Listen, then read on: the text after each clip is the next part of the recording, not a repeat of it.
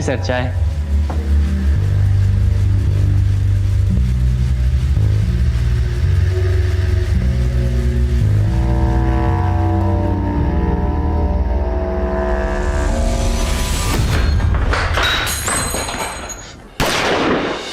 अब भाई कोई हिलेगा तो खोपड़ी खुल जाएगी।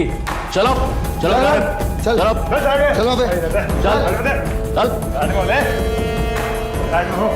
अरे भाई चश्मिश चल गाड़ी डेली को। अरे सोच कर रहा है कर दे भाई, नहीं तो बीवी बेवा हो जाएगी थारी। चल फटाफट कर निकाल।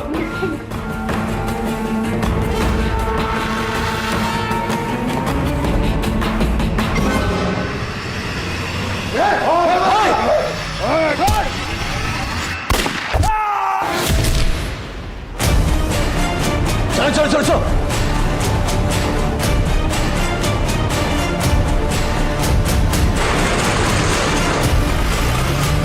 नमस्कार आदाब।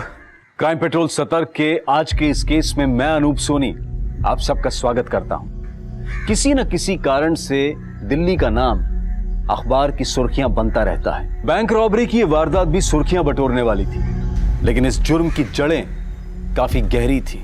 जो नजर आ रहा था उससे कहीं ज्यादा संगीन थी इस जुर्म की श्रृंखला।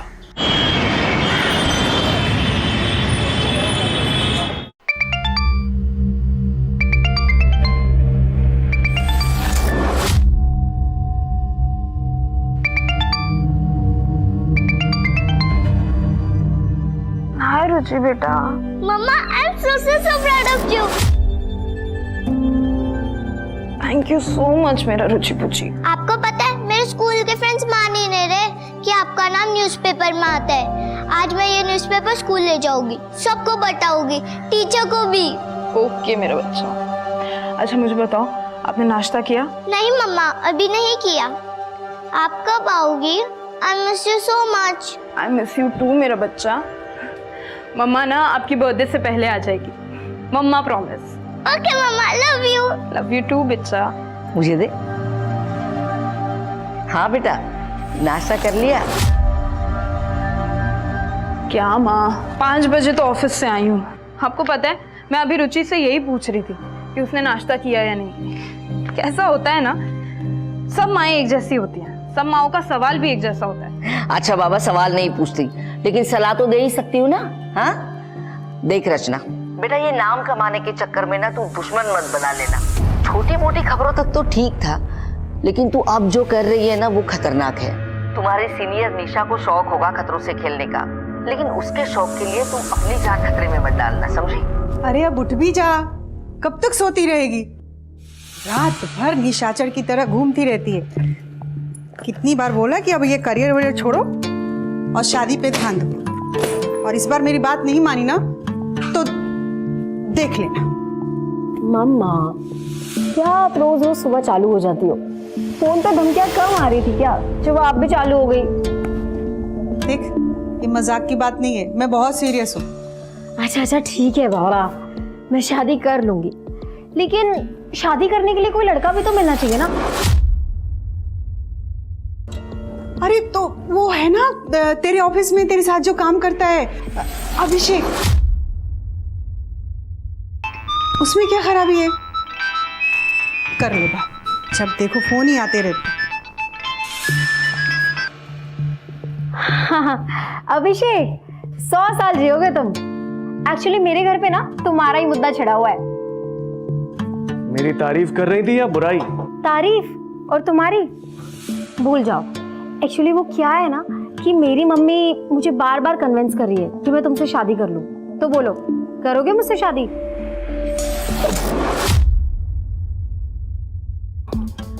यार तुम ना सुबह सुबह मेरा दम मत निकाला करो यार। अच्छा तुम्हें मुझ पर भरोसा नहीं है क्या? ये लो अपनी होने वाली सासू माँ से ना खुद ही बात कर लो। अरे अरे मम्मा कहाँ जा रही हो? बात तो कर लो अपने होने वाले दामाद से। हाँ अभिषेक सो सॉरी यार। एक्चुअली क्या है ना, मेरी मम्मा का ना रोज सुबह का यही गाना चालू रहता है, शादी कर ले शादी कर ले, इसलिए आज मैंने उनको ज्वाइन कर लिया। तुम्हारे न्यूज आर्टिकल का असर हो गया है। पुलिस ने कुरैशी को अरेस्ट कर लिया है, उसके यूनिट पर रेड करी और सारे के सारे बच्चों को छुड़ा लिया। अरे वाह अभिषेक, क्या न्यूज सुनाई है तुमने? बज गई ना बैंड उस कुरैशी की। हाँ, बैंड तो बजाई दी तुमने। चलो ऑफिस में मिलते हैं।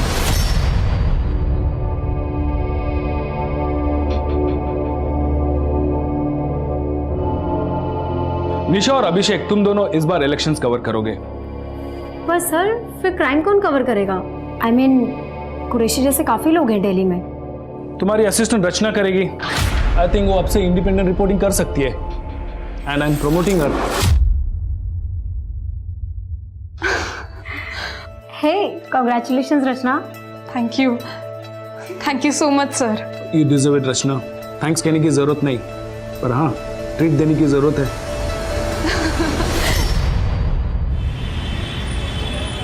ओके रुचि पुची, मम्मा भी ना जल्दी जल्दी जल्दी आ जाएगी। क्या खिचड़ी पकड़ी है माँ बेटी में? बहुत खुश है रुचि। पता है, उसने अपने पूरे स्कूल में सबको न्यूज आर्टिकल दिखाया।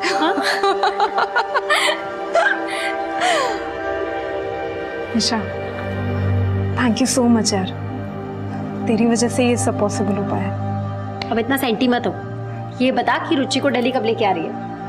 हाँ, अब स्कूल्स में बात की है काफी। होपफुली नेक्स्ट एकेडमिक ईयर उसका यही होगा। वो सब तो ठीक है, लेकिन मेरी ट्रीट मत भूल जाना। वापस आने के बाद बहुत बड़ी ट्रीट दूंगी, इनफैक्ट पार्टी करेंगे।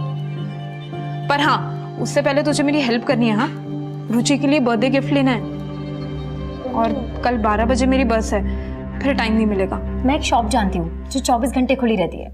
ऑफिस के बाद जाते हैं। ग्रेट। क्यों बे लोंडियो, ज्यादा उड़ रही है क्या? पंख नहीं काटेंगे, अब के सीधा गर्दन कटेगी। समझ जा तू और समझा दे अपने असिस्टेंट ने भी। भौंकने वाले काटते नहीं। अगर हिम्मत है ना तो नाम बता। अरे तू टेंशन मत ले, ये सब तो चलता रहता है। देख, हम ऑफिस के बाद जाएंगे, रुचि का गिफ्ट लेंगे, ठीक है? चल अभी मैं जाती हूँ।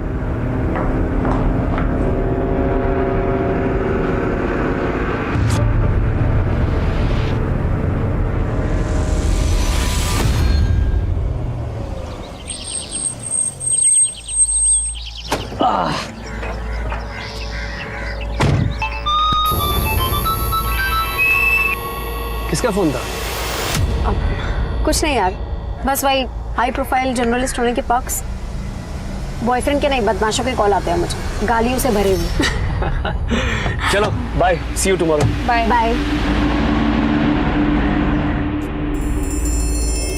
अब वो 5 मिनट लगेंगे, पेट्रोल भरा लूं क्या? नहीं, हाँ हम ऑलरेडी बहुत लेट हो चुके हैं। पहले हमें घर छोड़ दो, उसके बाद जो करना है कर लेना। हाँ, रिटर्न आने में मेरा पेट्रोल खत्म हो जाएगा, मैं फंस जाऊंगा, फिर बस थोड़ा टाइम लगेगा। तो ये दिन भर से याद नहीं आ रहा था कि पेट्रोल डलवाना है? हाँ, और अभी सर्विसिंग के लिए भी दी थी ना गाड़ी। याद था मुझे, पर दिमाग से निकल गया पेट्रोल का। अभी अभी फटाफट भर लूंगा मैं। जो करना है ना जल्दी करो।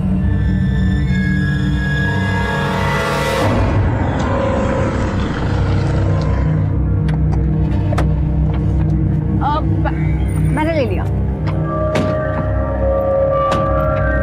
ये ड्राइवर भी ना पेट्रोल के चक्कर में मेरी बस छुड़वा देगा।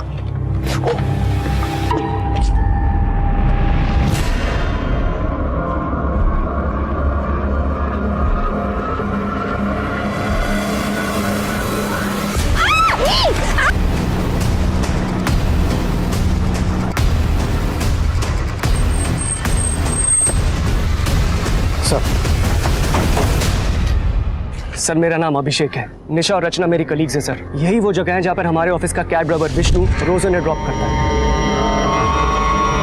उनका घर पास में ही है सर। सर, जैसे हमारे एडिटर विजय सर ने मुझे रचना को आए कॉल के बारे में बताया।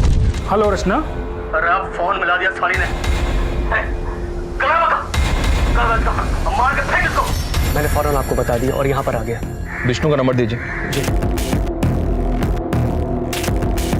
तो रचना और निशा का यहाँ से कहीं और जाने का प्लान था? सर, मुझे नहीं लगता, क्योंकि रचना की आज 12 बजे की बस है। वो 2 दिन के लिए अपने घर जा रही है बुलंदशहर। हम तीनों ऑफिस से साथ में निकले थे, फिर हमने रचना की बेटी के लिए गिफ्ट लिया। फिर विष्णु ने मुझे घर ड्रॉप किया और निशा रचना को लेकर निकल गया। सर, विष्णु का नंबर तो बंद आ रहा है। ये विष्णु कैसा आदमी है और आपके ऑफिस में कितने अरसे से काम कर रहा है? 1 साल से सर। और 1 महीना पहले उसकी वजह से हमारे ऑफिस में बवाल हुआ था। विष्णु, ये जो रियर व्यू मिरर है ना, ये पीछे गाड़ियां देखने के लिए होता है, समझा ना? नहीं साहब, वो मैं पीछे देखने के लिए सेट कर रहा था। ओह गॉड, इज ही ड्रंक? तूने पी रखी है ना? नहीं। विष्णु निकल जाओ यहाँ से अभी के अभी। साहब मैं हाथ जोड़ के माफी मांगता हूँ, दोबारा ऐसा गलती नहीं होगा मुझसे। साहब बोलो ना आप, मैं माफी मांगता हूँ, मैं दोबारा गलती नहीं करूंगा। एक चांस और दीजिए प्लीज।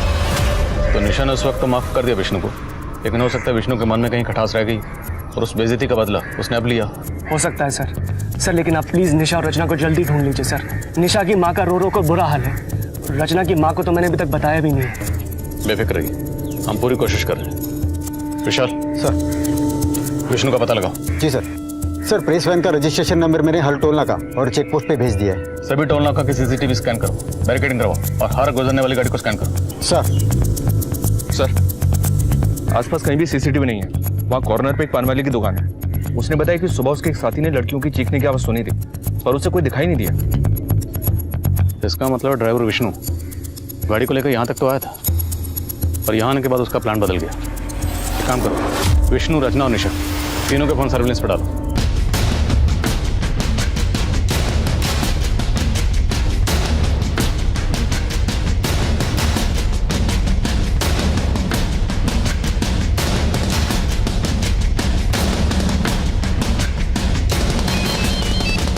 जल्दी आइए, निर्मल बाग में कुछ मिला है।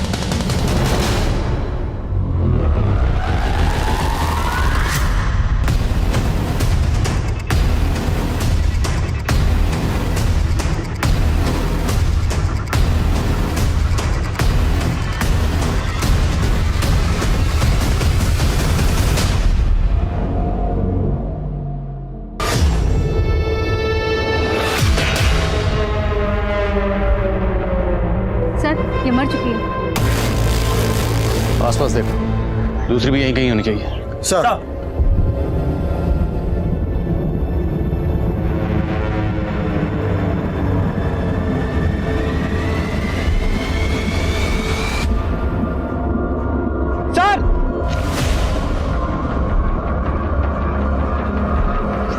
सर जिंदा है। हॉस्पिटल भिजवाओ जल्दी। सर। सर एक आदमी सुबह यहाँ से गुजर रहा था, उसी ने डेड बॉडी को देखा और उसी ने पुलिस को इन्फॉर्म किया। सर झाड़ियों में डॉल मिली। अभिषेक ने बताया था कि रचना ने अपनी बेटी के लिए गिफ्ट खरीदी। हो सकता है ये वही हो। फॉरेंसिक भेजो, हो सकता है किसी के फिंगरप्रिंट्स मैच हो जाए। सर 2 जाबाज महिला पत्रकारों के साथ हुई इस घटना ने पूरी दिल्ली को हिलाकर रख दिया है। हमने आपको पहले भी बताया कि पुलिस के इस क्राइम सीन में पहुंचने के पहले ही एक पीड़िता की मौत हो गई, वहीं दूसरी पीड़िता की हालत नाजुक बताई जा रही है। सूत्रों के अनुसार कहा जा रहा है कि पीड़िताओं के साथ पुलिस और प्रशासन के खिलाफ ये मीडिया इस केस को बहुत उछालने वाला है। अब कमिश्नर साहब का 2 बार फोन आ चुका है। ये ड्राइवर विष्णु मुझे 24 घंटे के अंदर अंदर लॉकअप में चाहिए। सर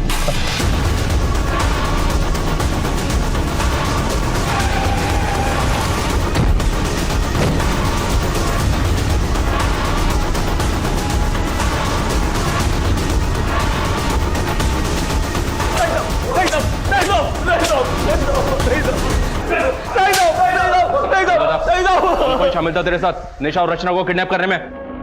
मैंने कुछ नहीं किया साहब। मैंने तो दोनों साहब को उधर ही छोड़ा था जहां मैं हमेशा छोड़ता था। तो अपना मोबाइल बंद करके छुप कर क्यों बैठा था? छुप कर नहीं बैठा था साहब, मेरी छुट्टी थी आज, तो उनको छोड़ने के बाद अपने दोस्त लोग के साथ पार्टी मना रहा था।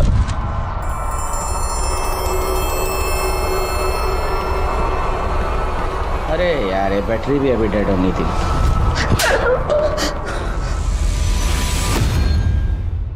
आपका शक सही था, दोनों लड़कियों के साथ रेप हुआ है। और निशा के गले के ऊपर जो निशान है उन्हें देखकर तो यही लगता है कि उसकी मौत गला घुटने से हुई है। और रचना? कंडीशन क्रिटिकल है, हमने उसे आईसीयू में शिफ्ट कर दिया है। उसके सिर पे गहरी चोटें आई हैं।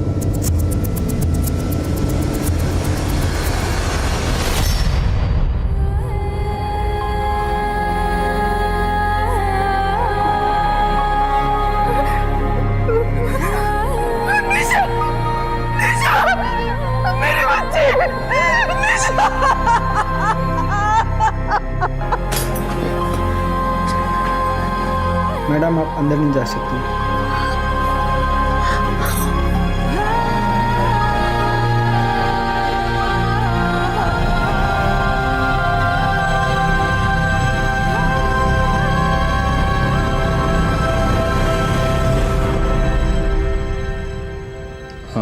सुनिए, माफ़ कीजिए, मैं जानता हूँ ये सही समय नहीं है, पर रचना के बारे में हमें आपसे कुछ बात करनी है, कुछ जानकारी चाहिए। क्या आप बता सकती हैं कि रचना के साथ आपकी आखिरी बात कब हुई थी? रुचि पुची, गेस व्हाट, मम्मा आ रही है स्पेशली आपके लिए, आपका बर्थडे सेलिब्रेट करने के लिए। रचना बेटा, वो एक बार रोहन से पूछ ले। रोहन नहीं आएगा, टाइम नहीं है ना उसके पास। रोहन रचना का पति है? हाँ, पर ये रिश्ता तो सिर्फ नाम का ही है। काफी समय से दोनों अलग रह रहे हैं। रोहन को रचना तो क्या, रुचि की भी कोई फिक्र नहीं है। रोहन और रचना के अलग होने की वजह क्या?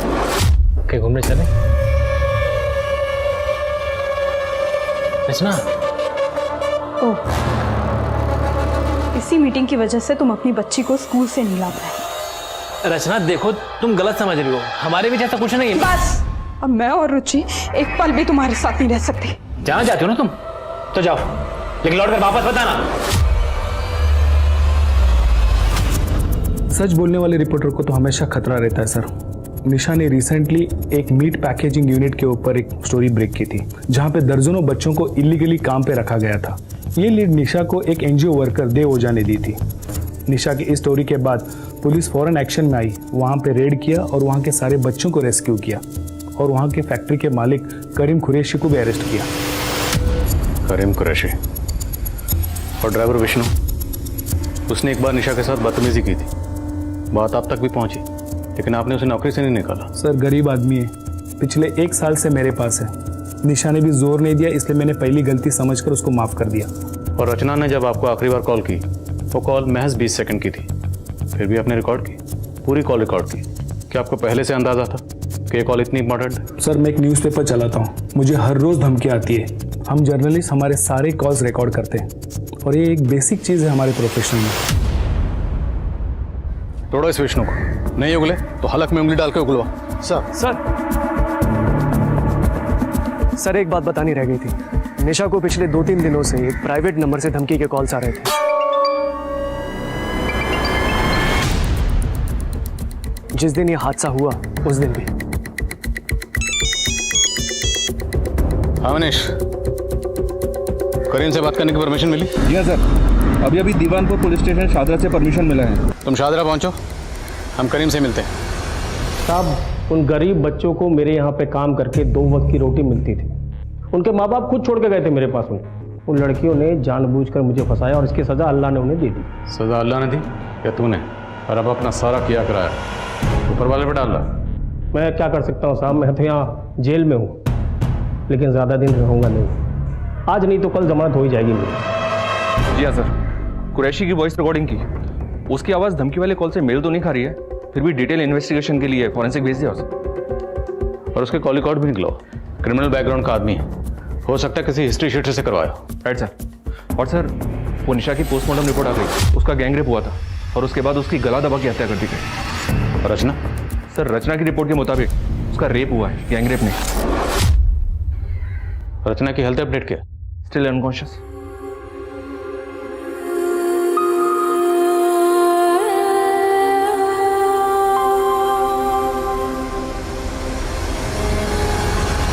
मनीष, दोनों लड़कियों को एक साथ किडनैप किया गया, जिसमें से निशा के साथ गैंग रेप किया गया और उसकी बेरहमी से हत्या कर दी गई। रचना के साथ सिर्फ रेप, ऐसा क्यों? सर अब इस सवाल का जवाब या तो रचना दे सकती है या फिर वो क्रिमिनल्स। नहीं मनीष, अब सारे सवालों के जवाब हमें ही ढूंढने। रचना और निशा, इनकी पर्सनल और प्रोफेशनल लाइफ में जितने भी लोग हैं सबसे बातचीत करो। निशा के साथ जिस तरह से बेरहमी से गैंग रेप किया गया और उसका कत्ल किया गया, और रचना की जो हालत है, उससे तो यही लगता है कि इन दोनों के साथ किसी ने कोई गहरी दुश्मनी निकाली। आखिर ऐसी कौन सी दुश्मनी थी जिसकी कीमत निशा को अपनी जान देकर चुकानी पड़ी? क्या निशा या फिर इस वारदात का मकसद कुछ और ही था?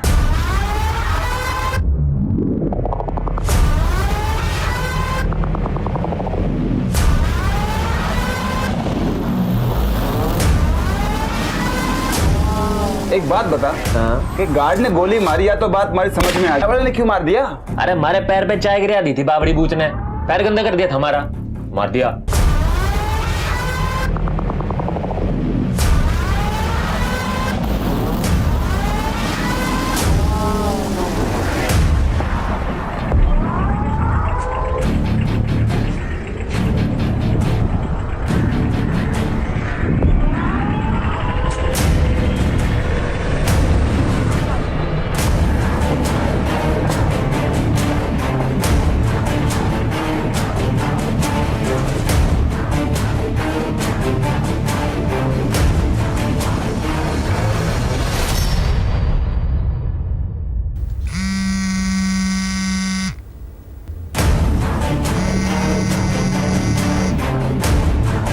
हेलो। अरे कांड खोल के सुन लो सब, अपने अपने फोन के सिम निकाल के फेंक दो, कुछ दिनों के लिए अंडरग्राउंड होना है हमें। सर मेरे परिवार में कोई भी लड़की नौकरी नहीं करती है, लेकिन रचना को मेरी परिवार की इज्जत का कोई ख्याल नहीं था। उसे तो बस अपनी फ्रीडम प्यारी थी। और ये जो उसकी सहेली है निशा, वो उसे चढ़ाती रहती है, ये चढ़ती रहती है। मैंने कुछ कह दिया तो बेटी को लेकर मायके जाके बैठ गई। तो आप कहना चाहते हैं कि रचना को फ्रीडम चाहिए थी, इसलिए वो अलग होना चाहती थी, but from your side it was perfectly all right. हमारे बीच म्यूचुअली डिसाइड हुआ था कि अलग होने के बाद हम अपनी जिंदगी अपने ढंग से जी सकते हैं। अलग होने के बाद? लेकिन आपका तो रचना से डिवोर्स नहीं हुआ, फिर भी आपने एंगेजमेंट कर ली, और कानूनी तौर पर वो अभी भी आपकी बीवी है। इतना बड़ा हादसा हुआ, आपने कोई खबर नहीं ली। मैं खबर क्यों लेता सर? रचना और मेरे बीच में कोई रिश्ता है ही नहीं। रही बात तलाक की, तो हाँ मैं उससे तलाक लेना चाहता था, लेकिन रचना बहुत बड़ी लालची औरत निकली। एलिमोनी पे उसने 20 लाख रुपए मांग लिए मुझसे। सर इतनी बड़ी रकम मैं कहाँ से लाके देता? इसलिए उसे रास्ते से हटाने की कोशिश की, ताकि झंझट ही खत्म हो जाए। सर मैंने नहीं मारा उसको, मैं क्यों मारूंगा उसे? जिस वक्त रचना और निशा पर हमला हुआ उस वक्त तुम कहाँ थे? मैं अपने घर था सर, बुलंदशहर में। ये तुम्हारे कॉल रिकॉर्ड्स, इनके हिसाब से तुम उस दिन दिल्ली में थे। सर एक्चुअली मेरा ट्रांसपोर्ट का काम है, मेरे पास कई ट्रक्स और टेम्पोज हैं। कई शहरों में मेरे ऑफिस हैं, दिल्ली में भी है सर। तो शायद उस दिन मैं वहीं रहा हूँगा। सॉरी सर, दिमाग से निकल गया था। जब तक केस सॉल्व नहीं हो जाता दिल्ली से बाहर नहीं जाओगे। मैं जा सकता हूँ सर? ये अभी पूरा सच नहीं बोल रहा, नजर रखो इस पे। एक बात कान खोल के सुन लो, हमारी संतान आने से पहले हमारे को सोने के कंगन चाहिए।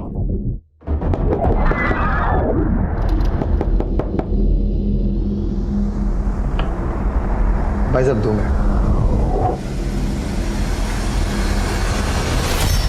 सर फॉरेंसिक रिपोर्ट आ गई है सर। विष्णु और उसके दोस्तों के वॉइस सैंपल्स किडनैपर से मैच नहीं हुआ। विष्णु ने कुछ और बताया? विष्णु का कहना है कि सर जिस दिन क्राइम हुआ था उस दिन निशा और रचना अपने डेली रूट से घर नहीं गई थी, काफी घूमी थी। वो सनशाइन एनक्लेव वाला रास्ता लिया था।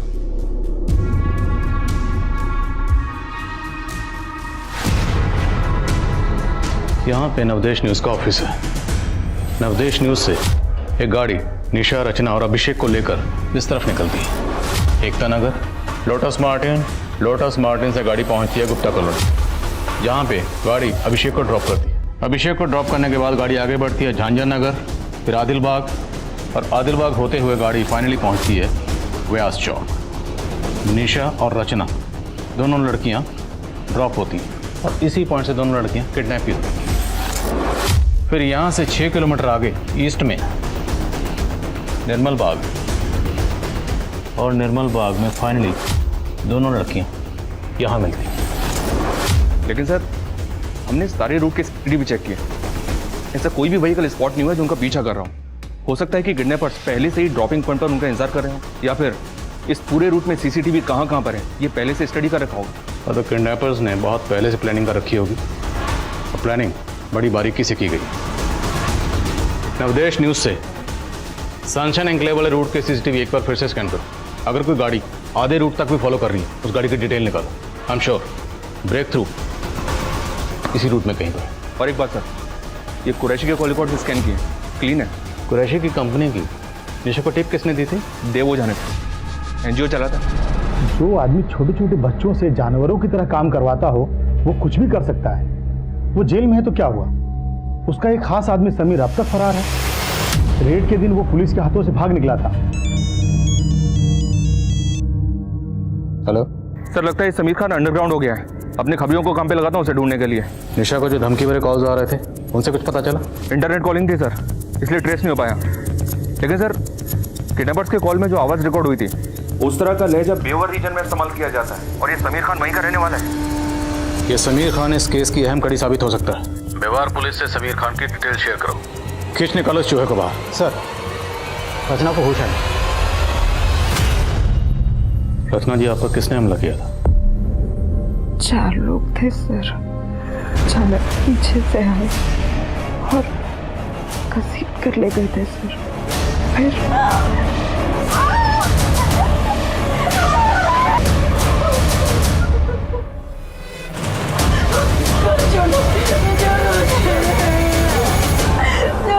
हेलो रचना। अरे आप फोन मिला दिया थाली ने। फोन की वजह से लोग डर गए थे। जो निशा के साथ रेप कर रहे थे उन्होंने मेरी आंखों के सामने मार डाला और उसे चलती गाड़ी से फेंक दिया। और उसके बाद उन्होंने मुझे भी मारने की कोशिश की।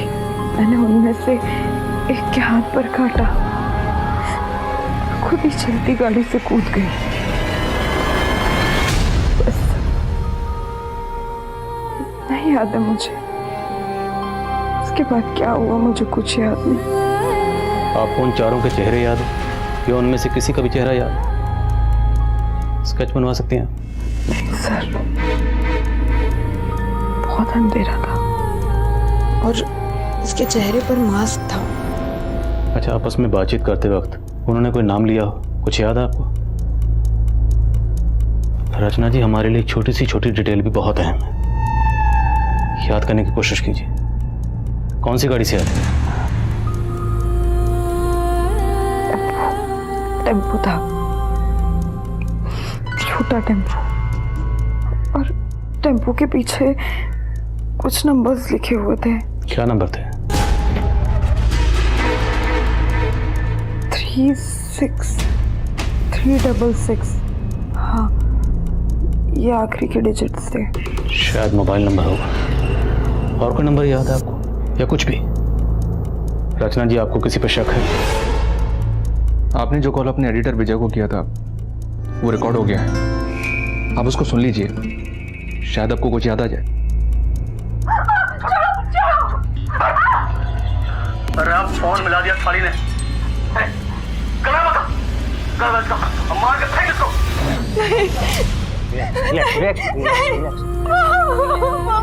कुछ नहीं बेटा, कुछ नहीं। सभी लोग मेरे साथ बाहर आइए। रचना अभी भी ट्रोमा में है। अगर रचना से हादसे के बारे में ज़्यादा बात की जाए तो उसे पैनिक अटैक आ सकता है, ब्रेन डैमेज भी हो सकता है।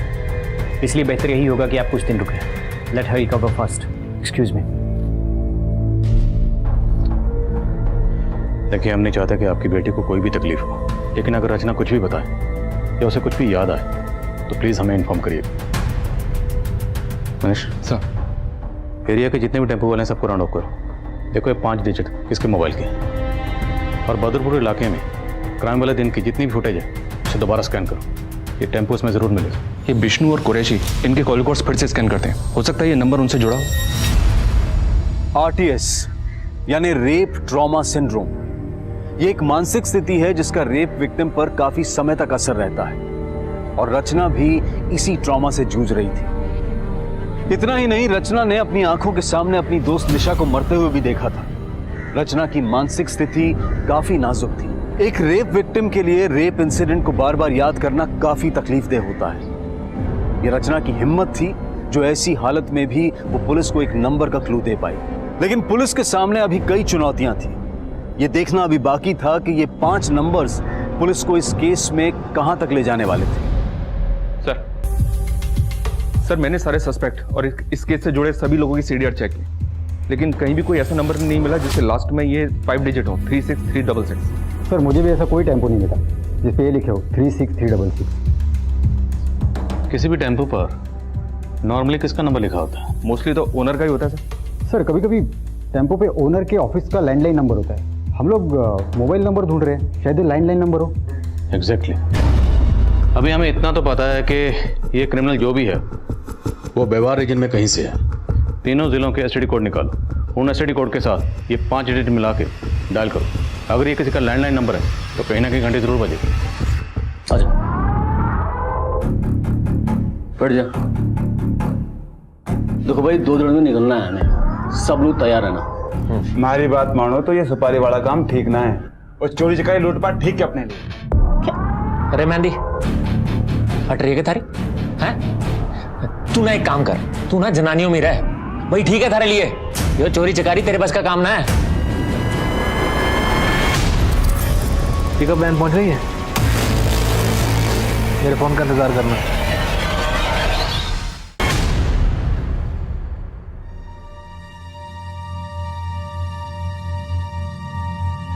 क्या हुआ नानी? क्या है न्यूज़पेपर में? मम्मी का नाम है? नहीं नहीं, कुछ भी नहीं है।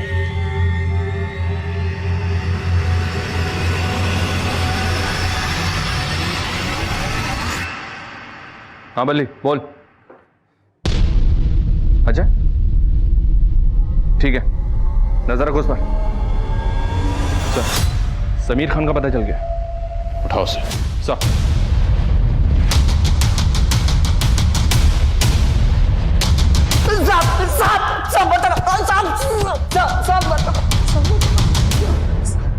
सब 36366 सब एक किसका नंबर है मुझे नहीं पता साहब, मैंने कुछ नहीं किया। तूने कुछ किया नहीं तो चुप क्यों रहा था? कुरैशी भाईजान के अरेस्ट के बाद पुलिस मेरे पीछे पड़ गई थी साहब, चाइल्ड ट्रैफिकिंग के चक्कर में साहब। मैं कुरैशी भाई को बच्चे ला कर देता था, इसलिए मैं छिप गया साहब। पर साहब वो लड़कियों से मेरा कोई लेना देना नहीं है साहब। तेरा लेना देना है या नहीं ये भी पता चल जाएगा, समझ? सब बता। निशा को मैं धमकाया था सब, पर मैंने कुछ नहीं किया साहब। जिस दिन ये कांड हुआ उस दिन भी तूने निशा को फोन किया? जी साहब। टुकड़ों टुकड़ों में इंफॉर्मेशन दे रहा। मारो साले, टुकड़े टुकड़े में समीर को वो सैंपल किडनैपर के वॉइस सैंपल से मैच करने के लिए भेजो, और फिंगरप्रिंट्स भी। शायद उस डॉल पर जो फिंगरप्रिंट्स हैं वो इससे मैच हो जाए।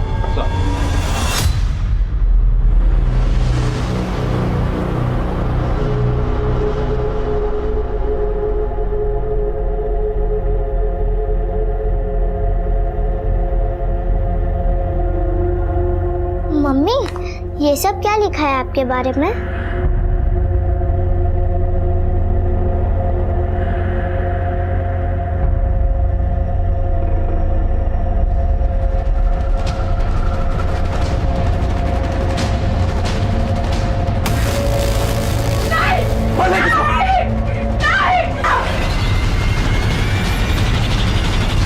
सर, हमने 36366 नंबर के साथ नाम हतिन और नू के एसटीडी कोड्स लगाकर कॉल किए। इनमें से 2 लैंडलाइन नंबर चालू हैं। एक नंबर डॉक्टर पुजारी का है और दूसरा जमाल शेख का है, जो मवेशियों का व्यापारी है। उठाओ इस जमाल शेख को, हो सकता है समीर ने इसे इसके टेम्पो को हायर किया। सर जी 2 गड्डी है हमारे पास, दोनों ने ना आज तक हरियाणा बॉर्डर क्रॉस ना किया, कोई काम ही नहीं पड़ता। तेरे बाप ने तो ये 3 टेम्पो दिए थे विरासत में, भूल गया क्या? ये देख, ये रहे उन तीनों के नंबर। 2 यहाँ पे हैं, तीसरा कहाँ है? ओ हाँ साहब जी, ये तीसरी गड्डी 3 साल पहले मेरा छोटा भाई कासिम ले गया था, तब से मैंने ना देखी। कहाँ है कासिम? बोल।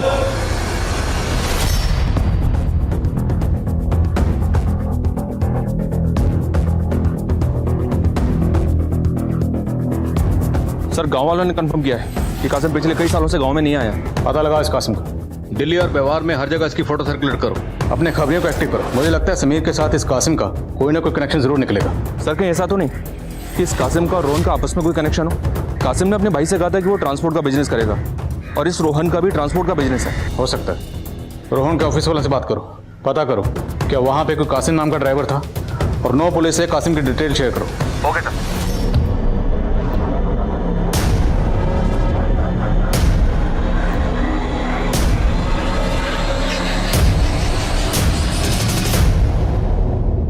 समीर के वॉइस सैंपल्स तो किडनैपर के बेवारी एक्सेंट से कुछ हद तक मैच करते हैं, लेकिन डॉल पर मिले फिंगरप्रिंट्स समीर के फिंगरप्रिंट से मैच नहीं करते। हो सकता है समीर ने कासिम को सुपारी दी।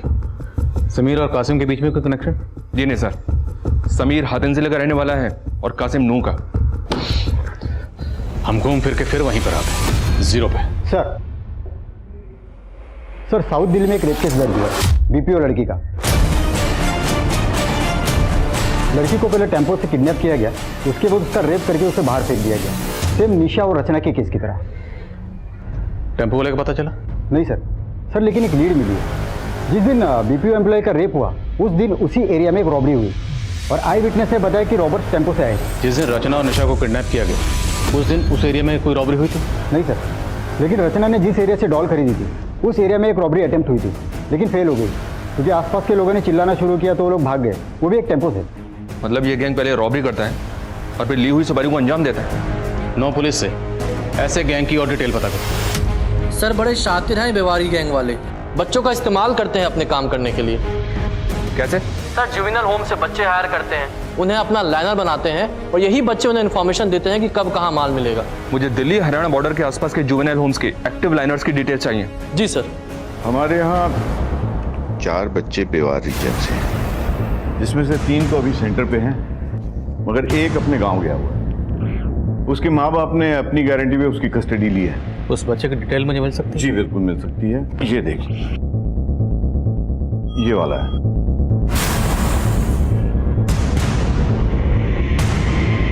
रघु नाम है ना तुम्हारा?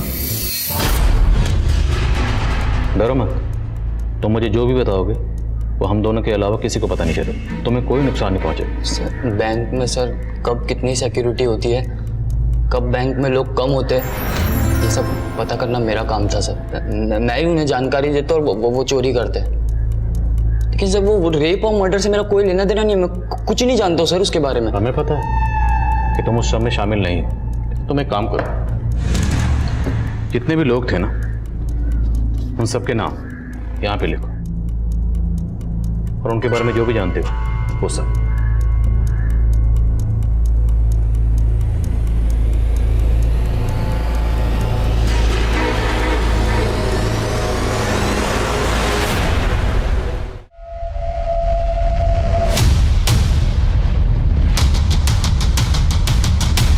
साहब रघु हमारे लिए खबरें लाने का काम करता था, उसी की मदद से हमने बदरपुर और उसके आसपास सारी चोरियां करी थी।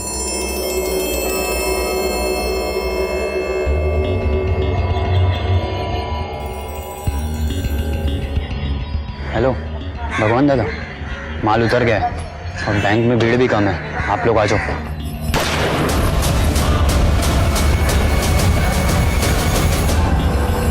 और सच बोल। सच कह रहे साहब, हमने चोरियां करी हैं लेकिन किसी की इज्जत ना लूटी। ऐसे सच नहीं बोलेंगे और तब ना सालों का। अरे साहब साहब क्या साहब झूठे कैसे फंसा रहे हो? हमारे खिलाफ कोई सबूत ना है आपके पास? सबूत चाहिए? सबूत चाहिए तो सुन, जिन 2 लड़कियों को तुम लोगों ने उठाया था ना, उनमें से एक लड़की बच गई है। उस लड़की ने तुम्हारे टेम्पो को पहचान लिया। 36366 और टेम्पो के पीछे जो नंबर लिखा था उससे हम पहुंचे जमाल तक, और जमाल ने बताया कि वो टेम्पो उसके भाई का है, कासिम का।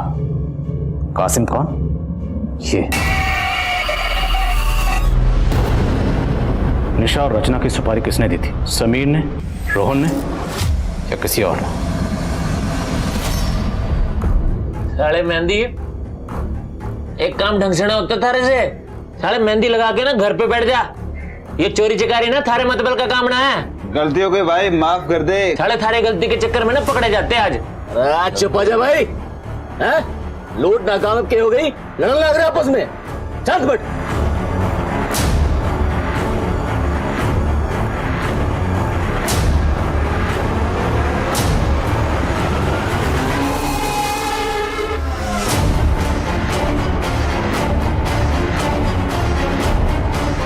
छोरियां कहाँ जा रही भाई?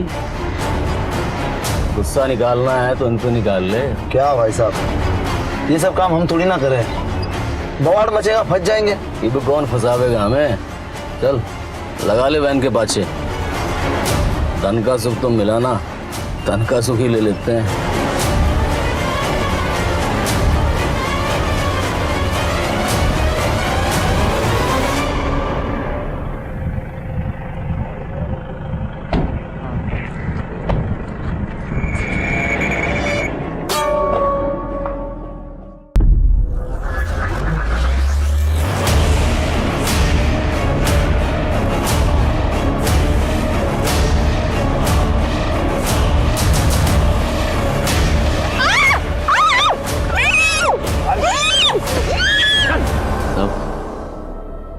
शराब के नशे में हमने दोनों छोरियों को उठाया था। उन्हें मारने का हमारा कोई प्लान नहीं था साहब। सोचा था थोड़े मजे वजे करके छोड़ देंगे। वो क्या हुआ कि एक लड़की ने किसी को फ़ोन मिला दिया तो हम सब डर गए थे, इसीलिए उसको मारना पड़ा। सुपारी उपारी ना किसी दी हमको साहब। हम तो हमेशा की तरह चोरी करने निकले थे, बस उस दिन किसी ने शोर मचा दिया तो भागना पड़ा हमको। दूसरी बार हमारी डकैती फैल हुई थी तो हम लोग बहुत चिढ़े हुए थे, इसलिए साहब इसके पहले हमने कभी किसी चोरी को खराब ना किया, पहली बार हुआ ऐसा। तो और वो बीपीओ वाली लड़की साहब हौसला बढ़ गया था हमारा। पैसे और चोरियों दोनों के मजे लेने थे हम सबको, इसलिए हमें न लगा था कि कभी पुलिस हमको पकड़ पाएगी। हमने सोचा था कि इसी तरह पैसे लूटेंगे और चोरियां उठाएंगे, मजे करेंगे। तुम लोगों को एहसास है तुम लोगों के पल भर के मजे ने किसी की पूरी जिंदगी को बर्बाद कर दिया। मजे करोगे तुम लोग।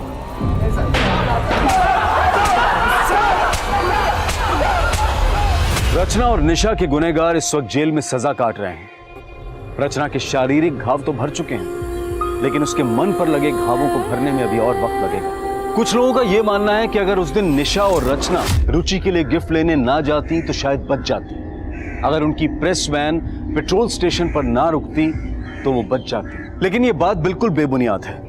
अगर निशा और रचना वहां पर ना होती तो शायद उनकी जगह कोई और लड़की उस गैंग की हवस का शिकार बनती। जरूरत इस बात की है कि हम एक ऐसा माहौल तैयार करें जिसमें औरतें किसी भी वक्त कहीं पर भी आ जा सके और बेखौफ अपना काम कर सके। और ऐसे सुरक्षित वातावरण को तैयार करने की जिम्मेदारी पुलिस और समाज दोनों की है। एक सभ्य समाज की बुनियाद इसी से मजबूत होती है। अब मैं अनूप सोनी आपसे विदा लेता हूं, फिर मुलाकात होगी क्राइम पेट्रोल सतर्क में एक और नए केस के साथ।